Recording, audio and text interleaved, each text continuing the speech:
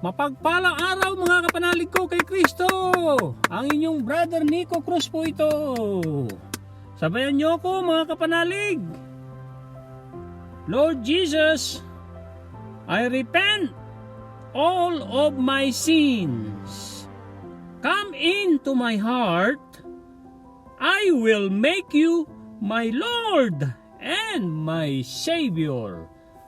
Amen. Dasal yan galing kay Pastor Joel Austin. Ano po ang lagi natin tatandaan? God is forever in control. Opo, God is forever in control.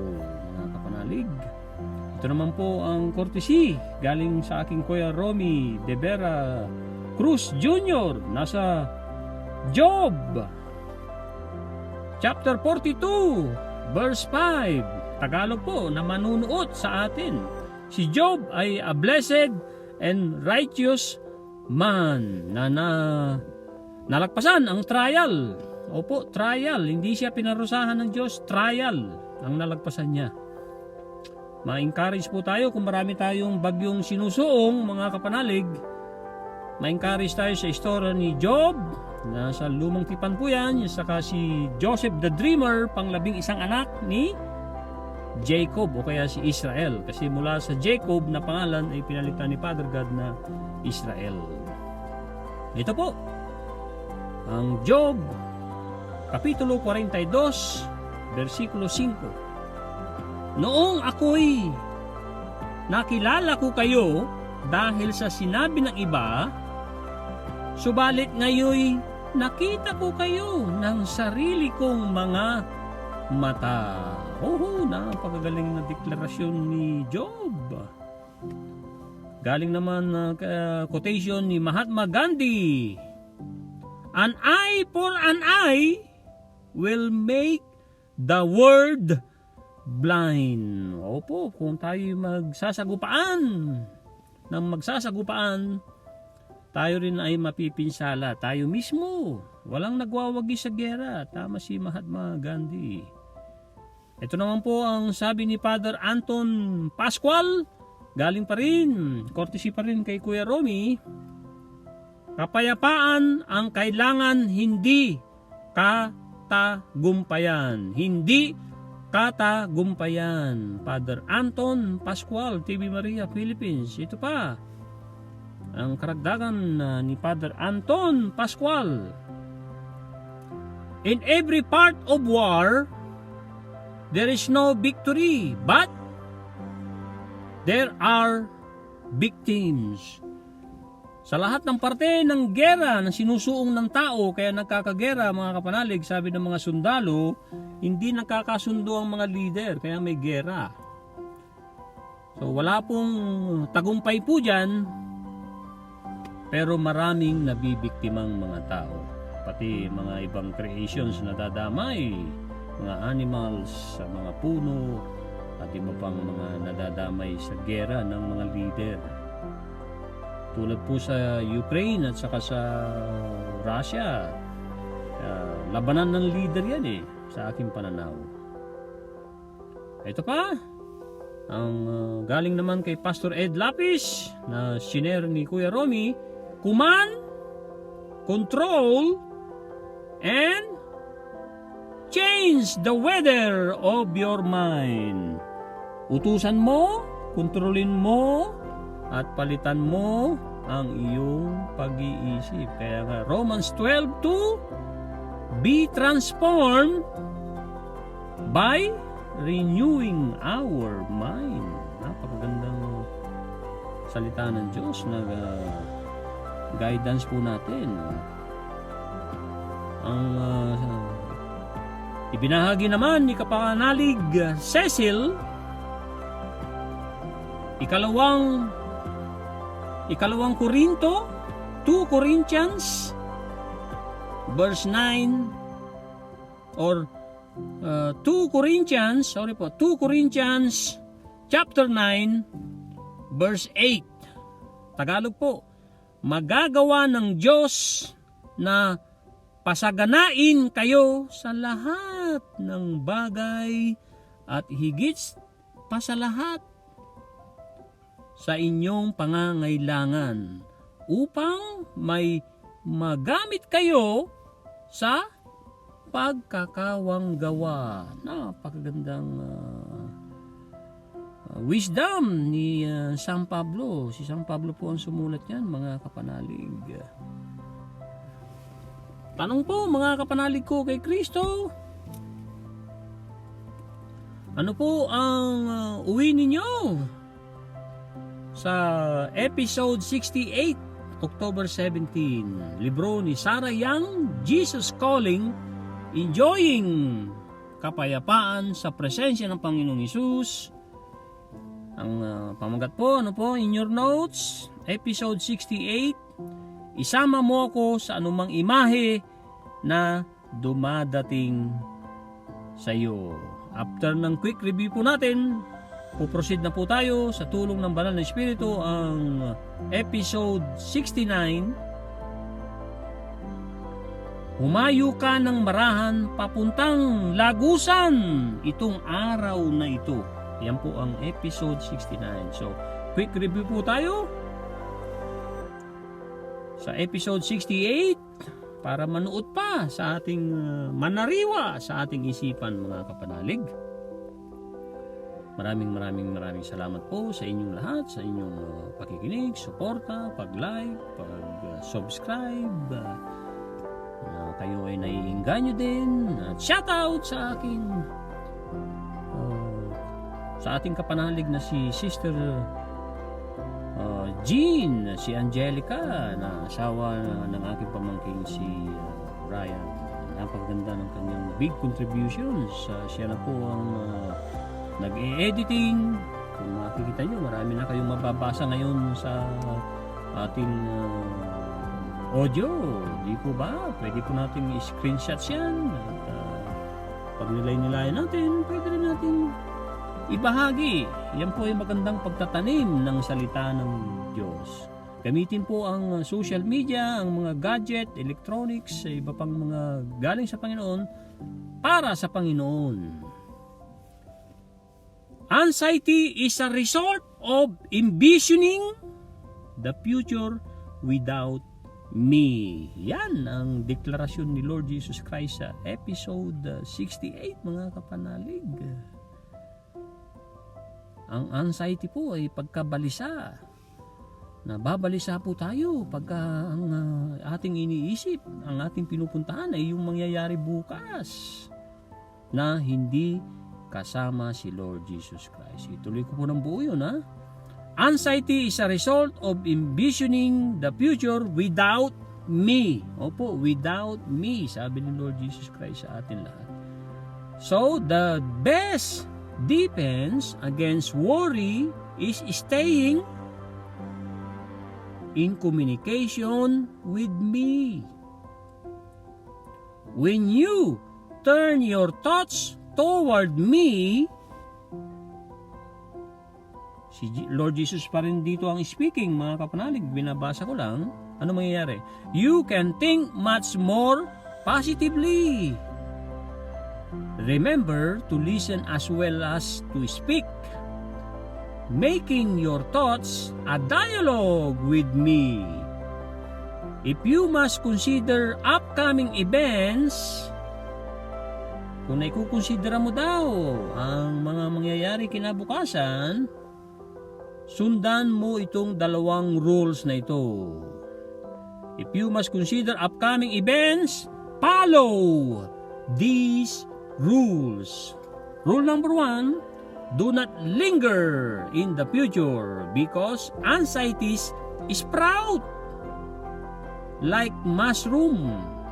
Sprout up like mushroom when you wander there. Umuusbong, sprout. Ang mga pag-aalala parang mga kabuti na biglang umuusbong, biglang dumarami. Rule number 2, remember the promise of my continual presence.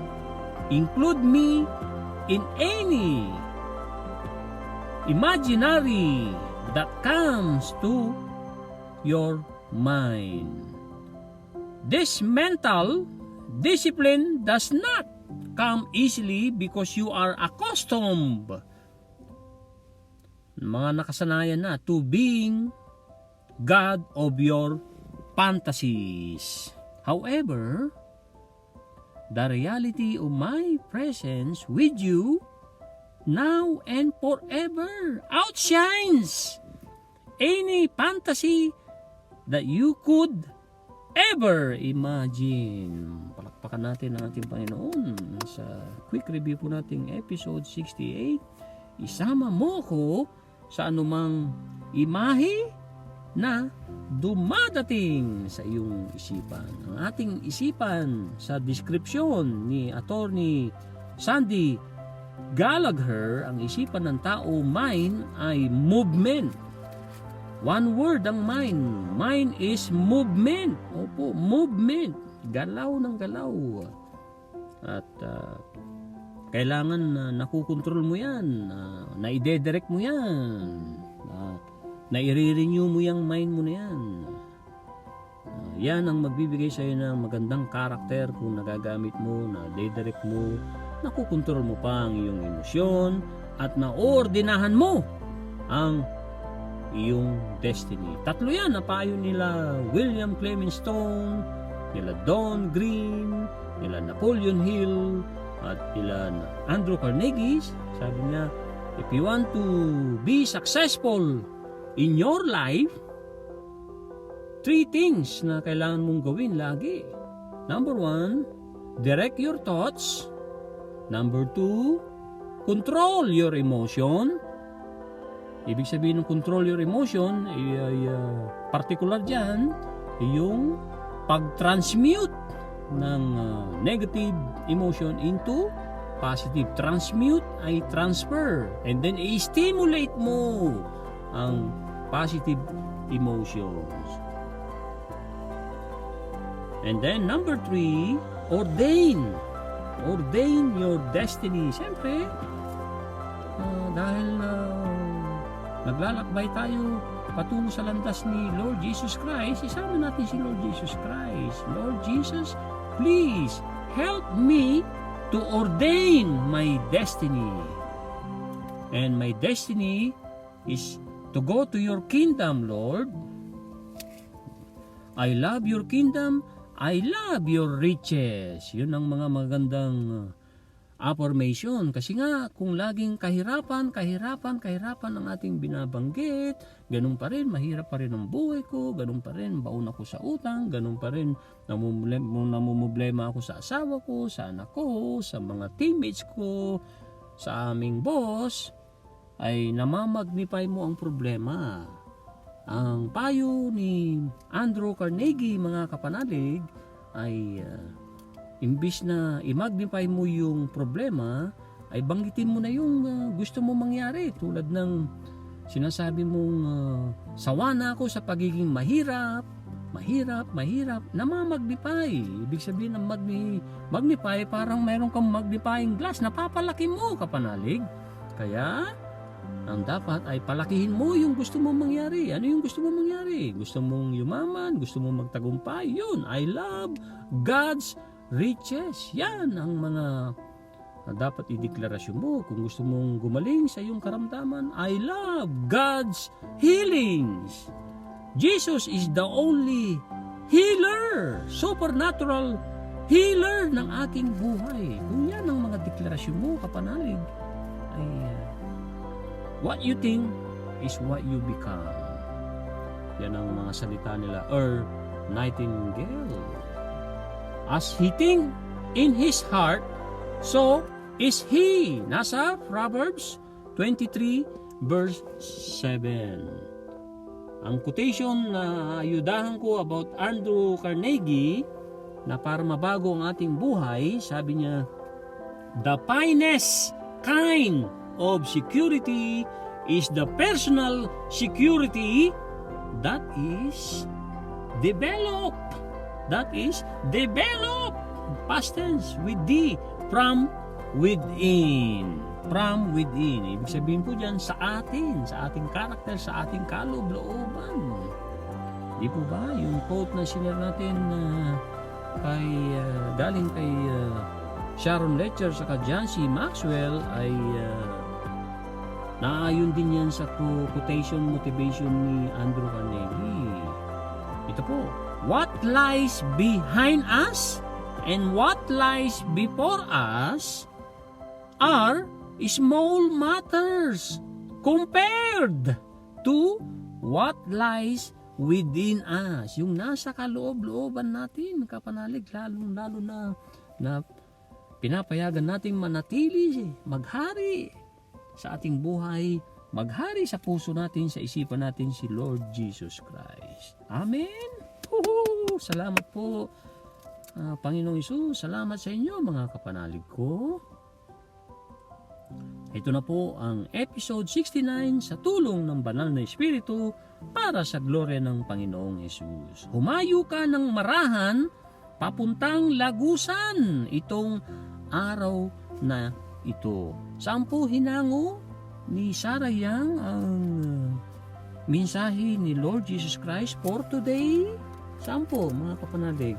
Nasa John chapter 10 verse 14 hanggang 15. Ulitin ko po in your notes. John chapter 10 verse 14 tinapos sa versikulo 15. It says, I am the good shepherd, and I know my sheep. Tupa ang binabanggit niya, tayo. And am known by my own. Ito pong verse 15. As the Father knows me, even so I know the Father, and I lay down my life for the sheep. At tinalay ko ang buhay ko sa aking mga tupa. Papuri sa Panginoon. Yan po ang napakagandang scripture sa episode 69, mga kapanalig. At ito po ang pangalawa, nasa Isaiah chapter 26 verse 7. It says, the way of the just is uprightness, almost upright. You weigh the fact of the just. Path ay landas po ang tinutukoy dyan, mga kapanalig ko kay Kristo. After po nating basahin ang episode 69 na mensahe sa atin ni Lord Jesus Christ, ay babanggitin po natin, tutuloy po natin yung hindi po natin natalakay kahapon na vision isa fails to see the big picture. Nasa Genesis 25 na napakagandang lesson ni John C. Maxwell sa kanyang The Maxwell Leadership Bible. Opo. Ito po ang desiderata, mga kapanalig, na napakagandang mensahe. Ito po, 4 na letra, 4 na words lang po. Maging payapa sa Panginoon. Ulitin po natin, mga kapanalig, sabayan niyo po ako na itinataas ang kamay. Kung kaya niyong itaas ang kamay, active participation dramatically affects our success conscious. Ito po, maging payapa sa Panginoon. Sino pong tinutukoy na Panginoon? Panginoong Hesus. Wala na pong iba. Panginoong Hesus. Ito po ang episode 69. Ito po ang kanyang mga salita, mga kapanalig ni Lord Jesus Christ sa ating lahat. In your notes, nakakatulong ng malaki ang big improvement na ginagawa ng ating kapanalig na si Angelica Cruz, na asawa nga ni pamangkin kong beloved Brian. Ito po, go gently through this day. 5 words po. Go gently through this day. Yan po ang pamungad na ating pinagninilayan for today na mensahe ni Lord Jesus Christ, mga kapanalig. Keeping your eyes on me, I will open up the way before you as you take steps of trust along your path. Landas. Sometimes, the way before you appeared, lumilitaw, appears pala, hindi past tense. Sometimes, the way before you appears to be black. Nasupalpal, naharangan. If you focus on the obstacle, mga balakid, or search for a way around it, you will probably go off course. Instead, focus on me. Ano yung pinagagawa sa atin ni Lord Jesus Christ? Instead, focus on me. Sabi ni Lord Jesus Christ sa atin lahat. The shepherd who is leading you along your life journey, before you know it, the obstacles will be behind you and you will hardly know how you pass through it.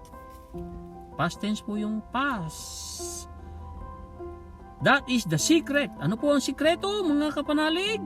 Dahil binanggit po ni Lord Jesus Christ sa kanyang word, that is the secret of success in my kingdom. Ano po ang tinutukoy niya na binasa po natin? Yan po ay focus sa kanya. Focus on me. Sabi niya, focus on me.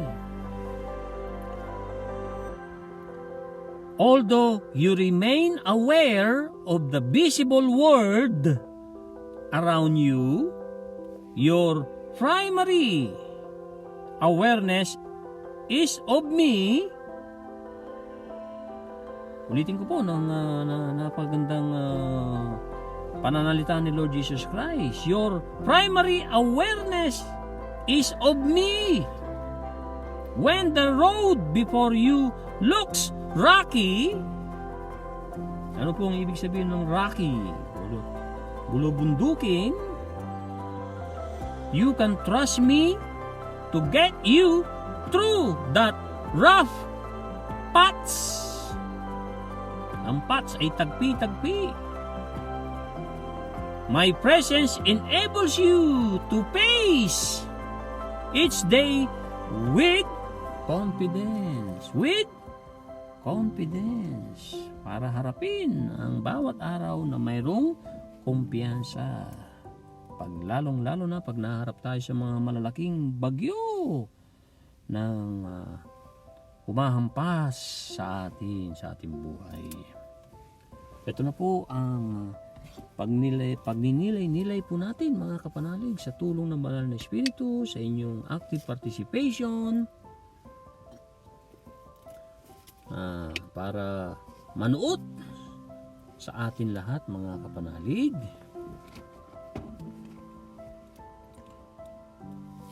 Humayo ka ng marahan papuntang lagusan itong araw na ito. Yan po ang pamungad na salita ni Lord Jesus Christ sa atin lahat, mga kapanalig.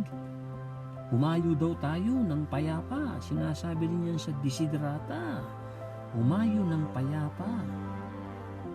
Itong araw na to, lagusan, ibig sabihin ay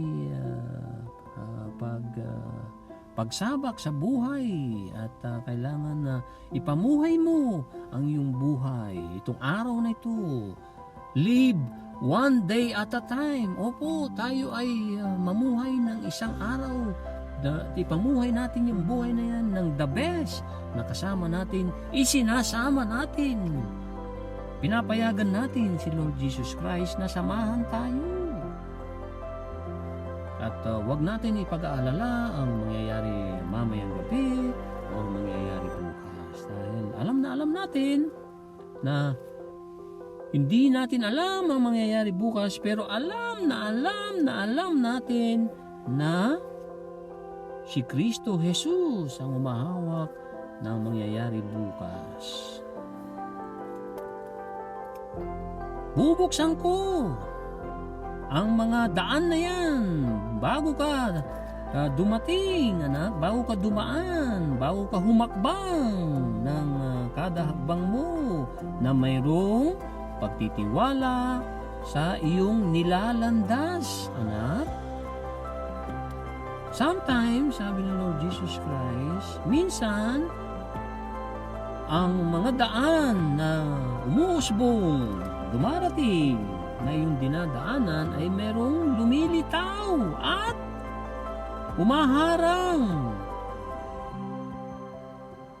sa iyong buhay. Tinutukoy po dyan yung mga balakid, mga problema, anumang mga sitwasyon na yan, problema sa tao, problema sa pamilya, problema sa pinansya, problemang ikaw ay natanggal sa trabaho.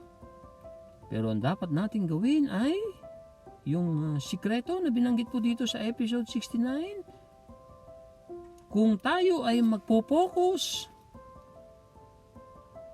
sa mga balakid at aalamin mo ng sarili mong kakayanan, you are leaning on your understanding na nasusulat sa Proverbs chapter 3 verse 5. Bagkus ay magtiwala sa Panginoon, ay ano mangyayari, mga kapanalig? Pag nakalimutan mo yung sikreto para magtagumpay na focus on me, yan ay pag nag-focus sa sariling kakayanan, pag sinatsyapwera si Lord Jesus Christ sa ating buhay, kinalimutan ng ating Panginoon, ano po mangyayari? Ang mga balakid na yan ay talagang dadami yan. At para bagang hindi ka na makakalagpas, na hindi mo na matatapos ang problema na yan, na hindi mo na kakayanin. Kaya nga, ang pinakasikreto ng tagumpay sa aking kaharian, anak, ay manatili ka sa akin. Magkamalay ka na ang iyang mga nakikita mong mundo na pumapalibot sa iyo, ang iyong pinakapangunahing kamalayan na gagawin ay magkamalay ka na nasa iyo ako, anak. At yung mga nilalakbay mo na para bagang bulubundukin, matatarik, mababato, na para bagang mahihirapan ka dyan na lumakbay dyan, ay magtiwala ka sa akin, anak. At yung mga baku-bakong daan ay aking tatagpihin. Opo, sabi ni Lord Jesus Christ, bibigyan niya lang ng tagpi. Ang mga mabatong lugar na yan magiging smooth. Hindi po ba pag naglalakbay tayo sa highway, pagka smooth ang kalsada ng ispalto ay napakagandang daanan, smooth na smooth ang paglalakbay, di po ba? Ganun din ang ating buhay pagka nanatili tayo sa Kanya, na mag-focus lang tayo sa Kanya at laging babalik, laging mananatili sa presensya ng Panginoon, ay pag harap daw natin sa araw na ito ay mayroong kumpiyansa na masasayawan lang natin, na madadaanan lang natin ang mga bagyong humahampas sa ating buhay. Papuri sa Panginoon! Woohoo! Napakaganda mga kapanalig ang ating tinalakay for today. Bago po yung karugtong ng ikaapat na kabanata ng Mangaral, ay gusto ko pong unahin na po yung hindi na isama kahapon, nakababanggit ko lang kanina sa Genesis 25, chapter 25 po.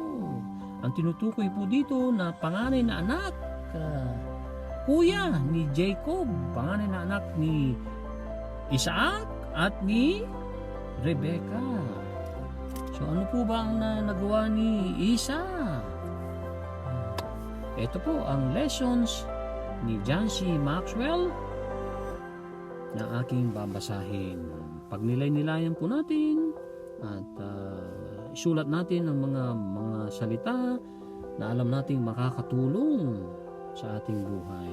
At itanim, ibahagi sa iba, ano man nangyang mga napupulot natin. Pag nakakita tayo ng mga motivation quotes, capture, sabi ni Jim Rohn.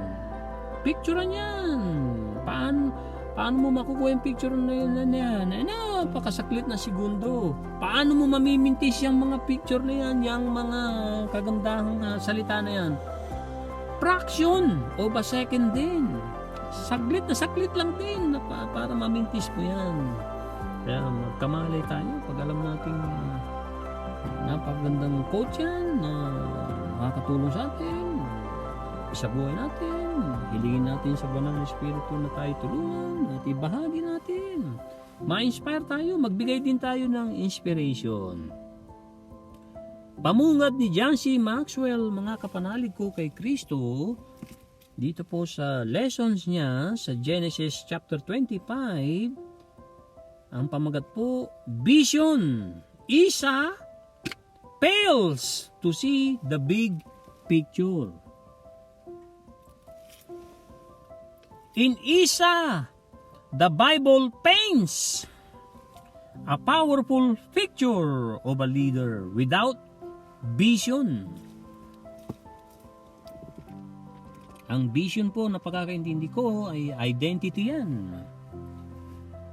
While the eyes of some folks may be larger than their stomachs, in this case, the problem was exactly the opposite. Isaac and Rebekah's firstborn son Esau loved the great outdoors from very early in life. He became a skillful hunter, growing strong and resourceful, as rugged as they come. Durable ang isang salita ng rugged. But he lived so completely in the present, depending solely in his own strength and resources, that he repeatedly failed to clearly see the future. Isa succumbed. Ang ibang translation po para nating maintindihan ang succumb with the fail to resist pressure to the kind of temptations that still entice leaders today. Yan po ang pagdudugtong ni John C. Maxwell. Take a look at 6 characteristics of Esau's nearsightedness and see whether any of them might trouble you. 6 po. Ito po number 1. Isa focus solely on the here and now, convinced that tomorrow never comes. Number 2, Isa relied on his natural gifts and on his birth order rather than on God's plan. Number 3, Isa short-sightedness prompted him to give up the ultimate to get the immediate, which is a single meal. Short-sightedness ay inability to see things clearly. Number 4, Isa, favored by his father, may have thought that Isaac's love would bail him out of any poor decision he might make. Number 5, Isa limited vision caused him to marry a Hittite, a choice which grieved his parents. Number 6, Isa clouded vision blinded him from the deception of his brother Jacob. Ano po ba ang clouded vision? Ang isa pong translation po niyan sa English ay the faculty or state of mind of being able to see.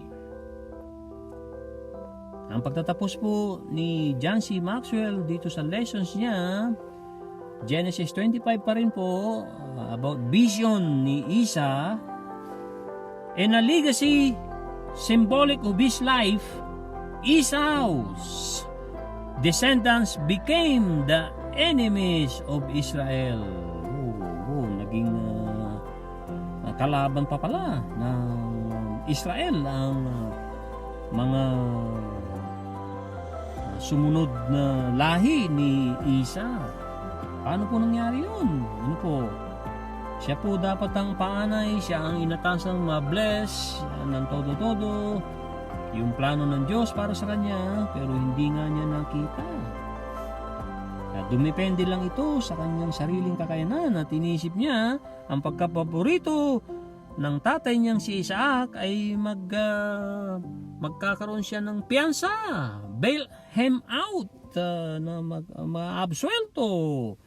Kahit parang inisip niya, kahit hindi ko sundin ng Panginoong Father God in Heaven sa kanyang plano sa akin, paborito naman ako ng tatay ko, maabsuelto ako. Parang ganun ang isip ni Esau. So, whenever you see the word Edom or read of Israel's classes,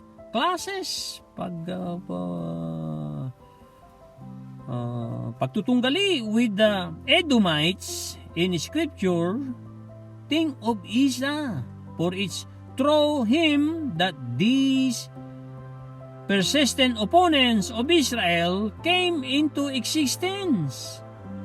The animosity between these two ancient peoples can be seen even in the Psalms. Remember, O Lord, against the sons of Edom the day of Jerusalem, who said, raise it to its very foundation. Psalms 137 verse 7. Yan po ang sinulat ni King David na talagang yung mga Edomites, ang isa rin siya nagpahirap sa kanyang lugar sa Jerusalem. Today, sabi ni John C. Maxwell, we remember Esau as a self-centered man with faulty vision. Hebrews chapter 12 verse 15 and 16 tells us to examine ourselves, lest there be enemy, fornicator, or profane person like Esau, who for one morsel of food sold his birthright. Ibinenta ni Isa ang kanyang birthright sa kanyang tuso ng kapatid na si Jacob, na gutom galing sa pag-hunting. At dahil taong bahay si Jacob, paborito ni Rebecca, gusto kong kumain, gutom na gutom ako, sabi niya sa kapatid niya. Sabi niya, kung ipagpapalit mo ang iyong pagkapanganay sa akin dito sa aking inihahain sa iyo, ay ibibigay ko sa iyo ito. Ay yes, sabi niya, pinagpalit agad, walang gatol, hindi nagdalawang isip dahil gutom na nga. Mahalaga yon sa lahi nila nung araw. Kung ikaw ay panganay, ikaw ay pinagpala at mayroong plano ang Diyos sa iyo. Although may plano sa lahat na mga anak ng Diyos, siyempre iba nung araw ang kanilang kultura ay nasa panganay ang mga responsibilidad at iba pang mga pribilehiyo na wala sa ibang anak. And yet, God extends His grace before Isa died. He showed that He had matured. Saan po yan? Sa Genesis 32 and 33. Describes a fearful meeting between Isa and his estranged brother Jacob. When the pair finally met after years of separation, Isa embraces the deceiver Jacob and forgives him on the spot. Could it be that before he closed his eyes for the last time, Isa finally saw with clear vision? Perhaps, but imagine what might have been had he developed that vision sooner. Ano kaya kung mas nakita ng mas maaga ni Isa ang plano ng Diyos, yung vision ng Diyos sa kanya ng mas maaga? Ano kaya ang naging kapalaran niya? Although sa bandang huli, nagkapatawaran yung magkapatid, lalong-lalo na pinatawad ni Isa ang kanyang bunsong kapatid na si Jacob, pero ang mga Edomites na lahi ni Isa ang nagpahirap kay King David sa Israel. Mangaral na po tayo mga kapanalig ko. Pagdudugtong ng ating binasa kahapon. Tapos po tayo hanggang versikulo 10. So,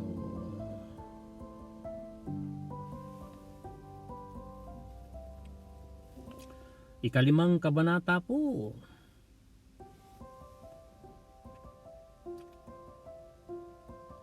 Huwag pabigla-bigla sa pangako. So, nabasa po na natin ang hanggang versikulo 10. Itutuloy po natin sa versikulo 11 hanggang tatapusin po natin hanggang 20. Ito na po. Sa tulong ng banal na Espiritu, mangaral, ikalimang kabanata, verse 11 to verse 20. Ito po.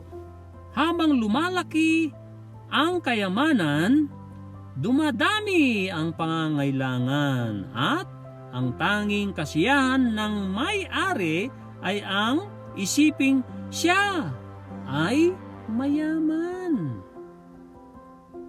Mahimbing ang tulog ng isang manggagawa, marami man o kaunti ang kanyang pagkain. Ngunit, ang mayaman ay hindi man lang dalawin ng antok. Ito ang isang nakakalungkot na pangyayari na nakita ko sa mundong ito. Ang tao'y nag-iimpok para sa kinabukasan, ngunit nauubos din sa masamang paraan, kaya wala rin siyang maiiwan sa kanyang sambahayan. Kung papanong tayo'y walang dala ng isilang dito sa daigdig, wala rin tayong madadala pagpanaw natin. Wala tayong madadalang anuman sa ating pinagpaguran. Narito pa ang isang mahirap isipin. Kung ano ang ayos ng tayo'y dumating, ganun din ang ayos sa ating pag-alis. Nagpapagod tayo ngunit wala ring mapapala. Bukod dito, ang buhay natin ay laging may alinlangan, puno ng pagkabalisa, hinagpis, galit at karamdaman. Ito ang isang mabuting bagay na aking nakita. Nararapat lamang na kumain at uminom at pakinabangan ng isang tao ang bunga ng kanyang pinagpaguran sa mundong ito. Sa maikling panahon, ibinigay sa kanya ng Diyos, ito ang bahagi. Ganon din ang dapat gawin ng lahat ng niluloob ng Diyos na yumayaman. Tanggapin ang kanilang bahagi at pakinabangan ang bunga ng kanyang pinagpaguran sapagkat ito ay kaloob ng Diyos. Ito na po ang panguling verse sa ikalimang kabanata ng mga ngaral, mga kapanalig ko kay Kristo, verse 20. Sa gayon, hindi siya malulungkot kahit na maikli ang buhay niya sa daigdig sapagkat puno naman ito ng kasiyahan. Kung gusto niyo pang matuto about mga mensahe ni King Solomon sa mga ngaral, sa kawikaan, iminumungkahi ko po, iniinganyo ko po kayo mga kapanalig ko kay Kristo na pakinggan si Pastor Ed Lapis. Ano man ang sekta ng relihiyon mo kapanalig, ay walang siktahan kay Pastor Ed Lapis. Napakahusay magpaliwanag. Subukan nyo lang, hamon ko sa inyo, subukan nyo lang ng isang beses. I-search nyo kung hindi kayo nabibigyan ng link na hindi na ibabahagi sa inyo, subukan nyo lang. At pakinggan nyo. And then pag nagustuhan nyo, pakinggan nyo ulit. I-notes nyo. At mag-comment po sana kayo. At ibahagi nyo kung nagustuhan nyo po ang mga preaching ni Pastor Ed Lapis.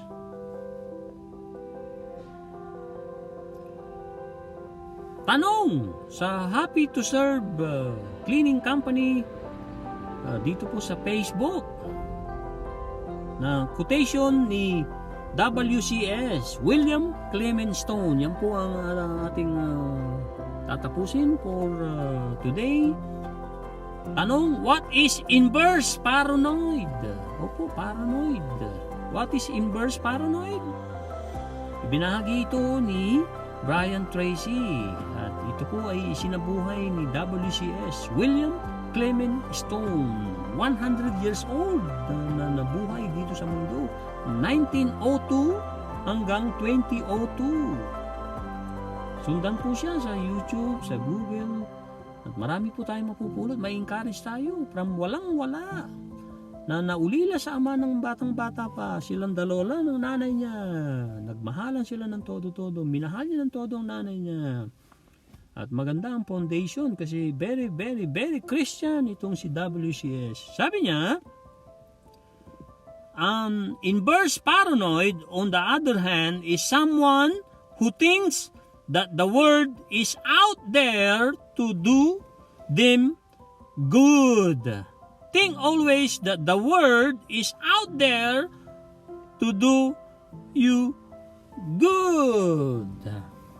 Ayan ang kanyang version ng kanyang inverse paranoid na ang mga nagsasabuhay niyan, particular si WCS, sila Brian Tracy, at sinisikap ko rin tularan sila sa tulong ng Banal na Espiritu, tayong mga inverse paranoid na nag-iisip na ang mundo ay laging magbibigay ng good, laging tinitignan ng good. Halimbawa, hindi napili, may good yan. Hindi na-aprobahan ng visa, may good yan. Natanggal sa trabaho, may good yan. Dahil God is forever in control, di po ba? Pag yan ang iniisip natin, God is forever in control.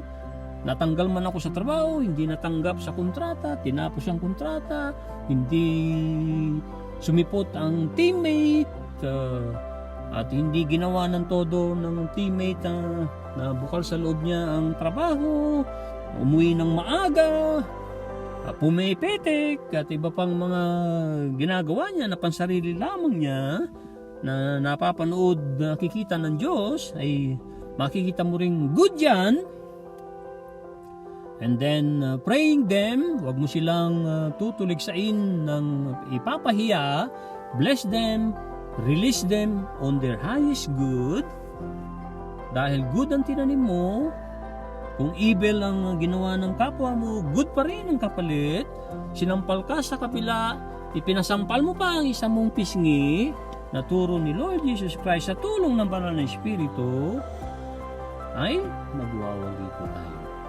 Muli, ang inyong brother Nico Cruz, nagpapasalamat sa inyo ng todo-todo, nagsha-shoutout sa inyo, at God is really forever in control, kasi nga we should measure our progress and adjust our plans and actions to become better aligned for success. Gratitude is an attitude that hooks us up to our source of supply. And the more grateful you are, the closer you become to your Maker, to the Architect of the universe, to the spiritual core of your being. It is a phenomenal lessons. Bye-bye now. God bless. Papuri sa Panginoon.